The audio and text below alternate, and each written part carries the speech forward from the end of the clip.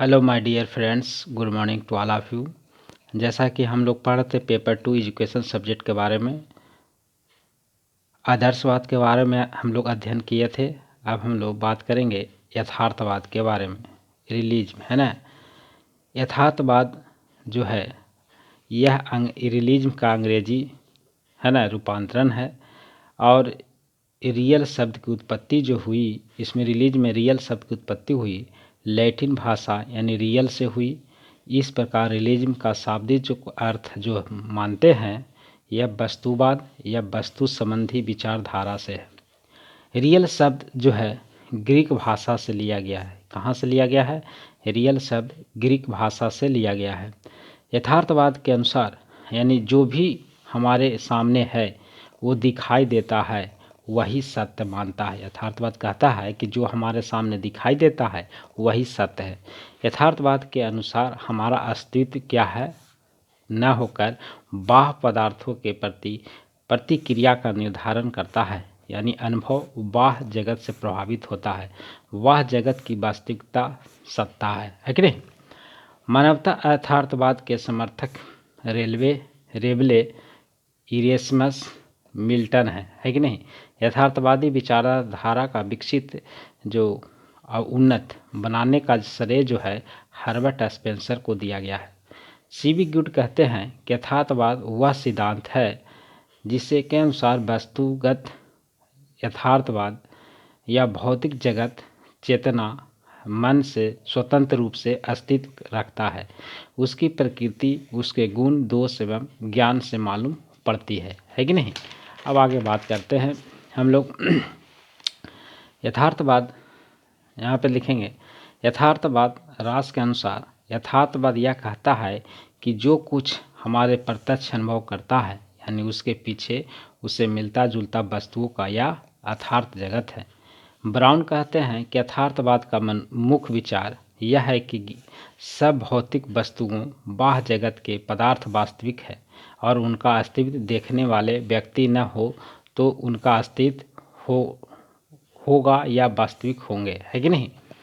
यथार्थवाद स्वतंत्रता के सिद्धांत पर आधारित न होकर ये कहा कि बाह्य पदार्थों के प्रति प्रतिक्रिया के सिद्धांत पर आधारित है ना। यथार्थवाद के अनुसार ज्ञान की प्राप्ति केवल इंद्रियों के माध्यम से ही की जा सकती है, विचार के माध्यम से नहीं। यानी यथार्थवादी विचारधारा को विकसित करने का श्रेय हर्बर्ट स्पेंसर को जाता है। यथार्थवादी शिक्षा की विशेषताएं की बात की जाए तो यह विज्ञान पर आधारित है। ज्ञानेंद्रियों से प्रशिक्षण पर बल दिया जाता है। पुस्तकीय ज्ञान का विरोध करता है। इसमें विज्ञान तथा व्यवसाय से संबंधित विषयों को समरस होता है। ऐसा विषय जो वर्तमान जीवन के लिए सहायक हो। यथार्थवादी शिक्षा बाल केंद्रित होते हुए भी बाल को नियंत्रित स्वतंत्रता में रहकर शिक्षा देने की बात कही है। प्रयोग तथा व्यवहारिक जीवन पर बल दिया गया है कि नहीं। यथार्थवाद के प्रमुख कुछ सिद्धांत है। मानव के वर्तमान व्यवहारिक जीवन का महत्व, मनुष्य के वर्तमान जीवन को सुखमय जीवन जीने की बात कही है। इसमें कहा कि भौतिक जगत को ही सत्य माना है और व्यक्ति अपनी ज्ञानेंद्रियों के माध्यम से जगत की वस्तु को अधिक से अधिक ज्ञान प्राप्त करके अपने जीवन वर्तमान को सुखमय जीवन व्यतीत कर सकता है कि नहीं। दूसरी बात कहा कि दृश्य जगत की सत्य है। आप जो कुछ भी देख रहे हैं वही सत्य है। यथार्थवाद ने परलौकिक सत्ता को स्वीकार नहीं किया है, यानी जो वस्तु जगत को सत्ता को स्वीकार किया है। बात करते हैं आगे नेक्स्ट विशेषताएं। ज्ञान का द्वार ज्ञानेंद्रियां होती है। हम अपनी ज्ञानेंद्रिय के माध्यम से ही किसी वस्तु को देखकर, सुनकर, स्पर्श करके जानकारी प्राप्त करते हैं। अवयव का सिद्धांत क्या है? यथार्थवादी कहना है कि जगत समस्त वस्तुओं की तरंगित प्रक्रियाओं में विद्वान है। इन्होंने वैज्ञानिक नियमों को भी सत्य न मानकर परिवर्तनशील माना है कि वैज्ञानिक नियम नहीं माना ताकि इसे परिवर्तनशील माना है। आदर्शवाद का विरोध भी किया है। यथार्थवादी ने आदर्शवादी विचारधारा को विरोध किया है। कहा कि भाई आत्मा, परमात्मा, स्वर्ग, नरक जैसी अवधारणा को जो है ये सब कुछ भी नहीं है। इस सब को अस्वीकार किया है ना। यथार्थवाद की विशेषताएं की बात की जाए तो यथार्थवाद ने पाठ्यक्रम को अधिक से अधिक व्यवहारिक बनाने का समर्थन किया है। यथार्थवाद में विज्ञान और व्यवसाय से संबंधित विषयों का समावेश किया है।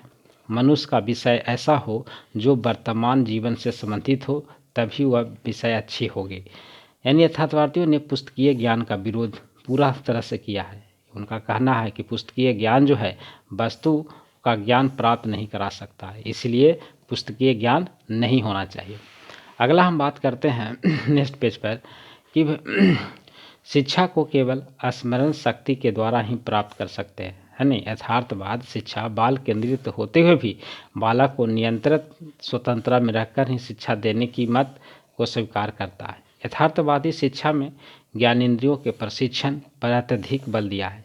पुस्तकें तथा उनके लेखक की बात की जाए तो सम थॉट काउंसिंग एजुकेशन पुस्तक जो लिखे थे जॉन लॉक ने, सिस्टम ऑफ स्टडी सिसरो न्यूनिज्म इमरेस में लिखा है, और ट्रैक्टर्स ऑफ एजुकेशन मिल्टन ने लिखा था, और of pedantry of education of children and of affection of father of their children lord Montaigne ने लिखे थे।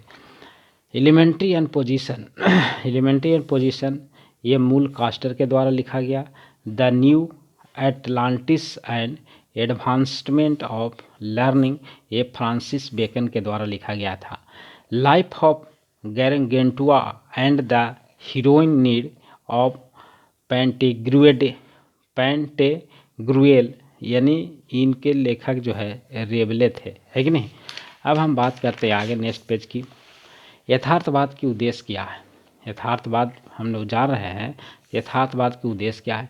यथार्थवाद कहा कि व्यावसायिक क्षमता का विकास होना चाहिए, है ना। इनका मानना है कि बालक को सामाजिक व्यावसायिक पाठ्यक्रम की शिक्षा दी जाए जिसे आगे चलकर जीविका का उपार्जन बन सके।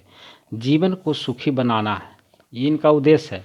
बालक में ऐसा मानता है कि ऐसी क्षमता का विकास हो जो बालक अपनी आवश्यकता के अनुसार पूर्ति करके समाज में अपना समायोजन करे, जिससे कि जीवन सुखी बन जाए। इंद्रियों का प्रशिक्षण, है ना। बालक को वस्तु जगत को ही वास्तविक सत्ता मानता है, उसी के अनुसार शिक्षा दी जानी चाहिए। पूर्ण और वास्तविक जीवन के लिए तैयार करना, इसमें क्या है कि शिक्षा वर्तमान पर केंद्रित होती है, क्योंकि इसमें शारीरिक विकास बौद्धिक विकास पर जोर दिया जाता है, क्योंकि अगर मानसिक रूप से स्वस्थ रहेगा तभी वह जीवन व्यतीत अच्छा से कर पाएगा, है कि नहीं। अगला हम बात करते हैं वैज्ञानिक दृष्टिकोण का विकास, है कि नहीं। वैज्ञानिक दृष्टिकोण का विकास प्रकृति और सामाजिक पर्यावरण का स्पष्ट ज्ञान जो है वैज्ञानिक विधियों से किया जाता है कि नहीं। यानी बालक को प्रकृति सामाजिक और पर्यावरण का पूर्ण ज्ञान प्रदान करना चाहिए, है ना। ये छठा विषय उद्देश्य था। यथार्थवादी इसमें कहते हैं कि बालक को प्रकृति समाज तथा पर्यावरण का पूर्ण ज्ञान होना चाहिए, जिससे कि मानव प्रकृति प्रेरणा इच्छाओं आवश्यकताओं और समस्याओं को समझने की क्षमता पैदा कर सके, है कि नहीं। अगला है नेक्स्ट उद्देश्य संस्कृति और व्यवसायिक शिक्षा के समन्वय पर बल। शिक्षा ऐसी हो जो जीविका उपार्जन के लिए में सहायक हो, है ना। अब यथार्थवाद का पाठ्यक्रम कैसा है। यथार्थवाद कहते हैं कि पाठ्यक्रम ऐसी हो जो बालक के लिए उपयोगी हो। इसमें प्रकृति होना चाहिए, विज्ञान होना चाहिए, व्यवसाय संबंधी विषय को प्रमुख स्थान दिया है। भाषा कला एवं साहित्य को कम महत्व दिया है कि नहीं। दिया है लेकिन कम महत्व दिया है। यथार्थवादियों ने 20 से 25 यानी 25 से 30 विषय स्थान दिया और कहा कि बालक कैसा रुचि के अनुसार विषय चुन सकता है, उसी के अनुसार अध्ययन कर सकता है। मातृभाषा मानव विकास की पूरी तरह से आधारशिला मानी गई है। इन्होंने व्यावसायिक शिक्षा पर विशेष बल दिया है और अनिवार्य विषय के रूप में मातृभाषा और उद्योग विषय अवश्य होना चाहिए, तभी जीविका उपार्जन करने में सहायक हो सकती है। आगे हम बात करते हैं यथार्थवाद की शिक्षण विधियाँ। शिक्षण विधियाँ कैसी होनी चाहिए। यथार्थवाद वस्तुनिष्ठा पर अधिक बल दिया है तथा शाब्दिकता और आत्मनिष्ठा को शिक्षण विधि से परे माना है। इन्होंने कहा कि शिक्षण विधि व्यावसायिक होना चाहिए या उपयोगी भी होना चाहिए, है ना। यथार्थवाद वैज्ञानिक विधि तथा समस्याओं के समाधान पर बहुत अधिक जोर दिया है। प्रसिद्ध यथार्थवादी बेकन जो थे उन्होंने आगमन विधि को जन्म दिया और कहा कि आगमन विधि से ही सीख सकेगा। अरस्तु के निगमन विधि को कम महत्व दिया है या बेकन का आगमन विधि ज़्यादा महत्व दिया। यथार्थवादी ने के शिक्षण सूत्र में पठन पाठन प्रणाली रटने के स्थान पर सीखने में स्व अनुभव ज़्यादा ध्यान दिया। कहा कि शिक्षण सूत्र है उस रटने के स्थान पर क्या कहा कि सीखने के या स्व अनुभव ज़्यादा ध्यान दिया है, यानी सहसंबंध विधि का समर्थन भी किया है। यथार्थवादी में शिक्षा कैसी होनी चाहिए, यानी इसका यथार्थवादी में शिक्षा का स्थान महत्वपूर्ण माना गया है। इसमें बालक को वास्तविक स्थिति को परिचित करवाना चाहिए। यथार्थवादी के अनुसार शिक्षा को पथ प्रदर्शक, सहायक एवं निर्माणकर्ता के रूप में माना जाता है। इसमें शिक्षक प्रशिक्षण पर अधिक जोर दिया है ना, ताकि ज्ञान को किसी समय कितनी मात्रा में ज्ञान दिया जाए, इसका यथार्थवाद शिक्षक ही करेंगे। यथार्थवाद में बालक कैसी होने चाहिए, इसमें बालक को भी विशेष महत्व दिया। कहा कि अगर बालक रुचि के अनुसार शिक्षा दी जाए है ना, तो वह अच्छा से सीख सकेगा। लेकिन इसका ये अर्थ नहीं कि बालक को अगर पूर्ण रूप में छोड़ दें तो वो सीखेगा नहीं बल्कि बिगड़ जाएगा। इसलिए बालक इस योग बनाइए ताकि वो अज्ञान से ज्ञान की ओर बढ़ सके। यथार्थवाद विद्यालय की बात की जाए तो कमेनियस कहते हैं कि विद्यालय मनुष्य के वास्तविक निर्माण के स्थान है कि नहीं। वो कहते हैं कि विद्यालय जैसी जगह ऐसी है जहाँ व्यक्ति ज्ञान के अतिरिक्त सामाजिक जीवन व्यतीत कर सकता है।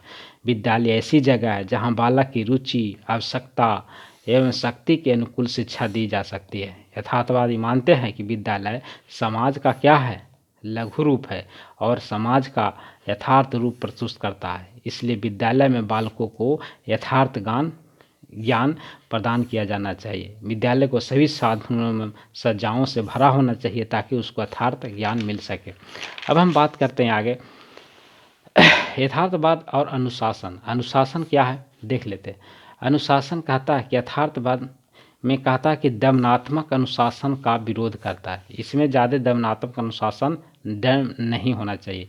इसने कहा कि बालक अगर कोई गलती कार्य करता है तो उसे स्वयं दंड न देकर प्रकृति के ऊपर छोड़ देना चाहिए, है ना। बालक के साथ सहानुभूति, प्रेम, ये सब पूर्ण व्यवहार होना चाहिए। स्वानुशासन पर बल दिया गया है कि नहीं। यथार्थवादी शिक्षा की देन क्या है हर्बर्ट स्पेंसर कहते हैं कि शिक्षा जीवन की तैयारी है। यानी अरस्तु कहते हैं कि विश्व के प्रत्येक क्षेत्र में शिक्षा के राष्ट्र की आवश्यकताओं के लिए प्राविधिक और व्यावसायिक विषयों में प्रशिक्षित व्यक्तियों को विकास करने के लिए कार्यक्रम आयोजित किया जाता है, जिनको हम एकेडमिक का मस्ती की उपाधि दी गई है। इन्होंने कहा कि व्यक्ति शिक्षा पर बल दिया है ना। यथार्थवादी राष्ट्रीय विकास, जीविकोपार्जन, व्यक्तित्व विकास और आनंद की प्राप्ति पर जोर दिया गया है। यथार्थवादी वैज्ञानिक तथा तकनीकी विषयों, जीवन प्रयोगी कौशलों, अनौपचारिक कार्यक्रमों, बहुधंधी पाठ्यक्रम पर ध्यान दिया है। शिक्षा की प्रकृति व्यवहारिक पर जोर, निगमन विधि के स्थान पर आगमन विधि का प्रयोग किया गया है।